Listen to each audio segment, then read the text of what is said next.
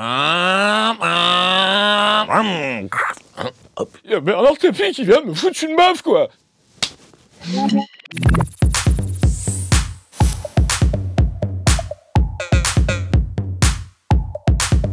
Ouais, malheureusement, c'est vrai. Je voulais pas du tout faire l'armée. Mon père m'en a beaucoup voulu, d'ailleurs. Mon père est pied noir d'Algérie et il dit « La France m'a tellement donné, c'était l'occasion pour toi de la remercier. Et c'est mal ce que tu as fait. » Donc il m'a fait la gueule pendant quasiment 1 an. Et donc j'ai fait le fou pendant les 3 jours. Mon truc à moi, c'était je faisais la moto.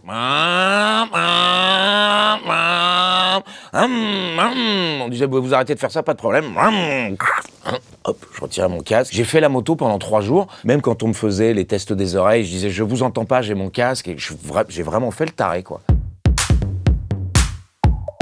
Non, je suis pas du tout naturiste. En fait, je suis même, assez bizarrement, je suis plutôt pudique. Très vite, j'ai compris que quand je n'avais plus de vannes à faire et que je ne savais plus quoi faire de drôle, je montrais mes fesses et ça faisait rire certaines personnes. Si bien qu'à une époque, on le disait même, Michael Youn, son cul est plus connu que sa gueule. Je disais oui, c'est vrai.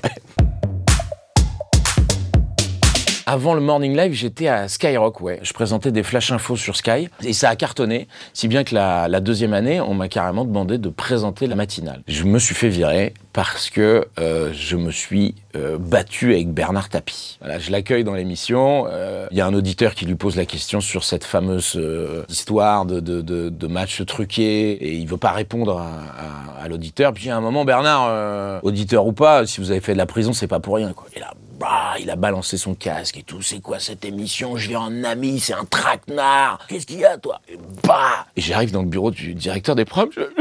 Il y a Bernard Tapie qui vient de me foutre une baffe, quoi. Et le mec me dit, bah, présente-lui tes excuses parce que t'avais pas à lui dire ça. Et je présenterai jamais mes excuses. Il vient de me foutre une baffe. Il y a que ma mère qui a le droit de me mettre des baffes, quoi.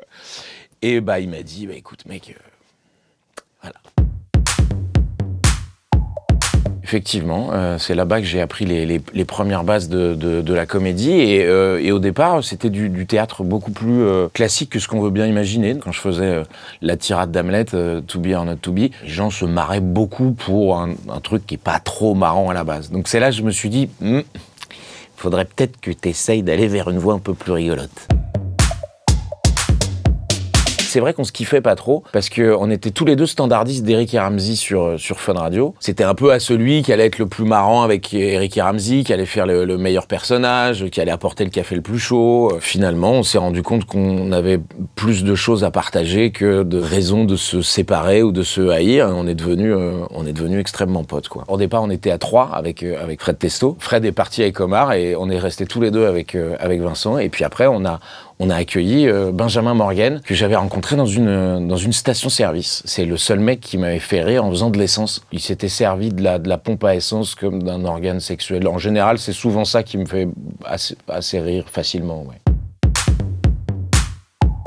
Ça s'appelait le Private, la raison de l'échec de ce club qui était vendu comme la boîte de nuit de Michael Youn dans laquelle il ne vient jamais.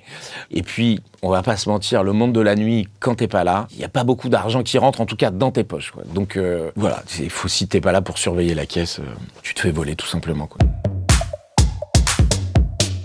Il y a les vrais supporters, et puis il y a ceux qui vont en corbeille et qui mangent des petits fours en buvant du champagne. Et puis il y a ceux qui sont interdits de stade. Les abrutis, moi. C'était la finale de la Coupe de France, et Cavani met le 3e but. Je l'ai pris direct et j'étais comme ça.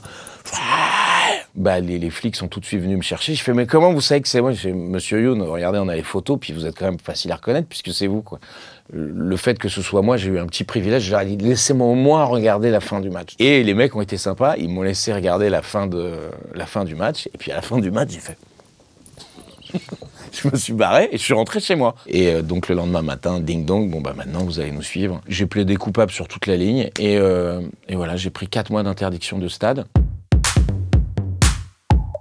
Effectivement, il y a beaucoup d'éléments que j'ai été chercher dans ma vie privée à moi. J'étais à l'époque, quand j'ai écrit le scénario, j'étais effectivement en rupture et ça a pas mal nourri l'écriture. D'ailleurs, pas que des anecdotes qui viennent de ma vie à moi. Je lui ai fait un petit peu mon Coluche avec mon crayon et je suis allé voir pas mal de mes potes qui m'ont donné des anecdotes. J'ai tout noté et j'ai mis tout ça dans le film. Par exemple, il y a un de mes potes qui me racontait qu'il trompait sa nana avec une certaine Magali et sa nana lui avait dit, si Magali t'appelle encore une fois ou elle t'envoie un message, je te préviens, je te défonce. Ok, que ce soit bien clair, je veux plus la voir cette...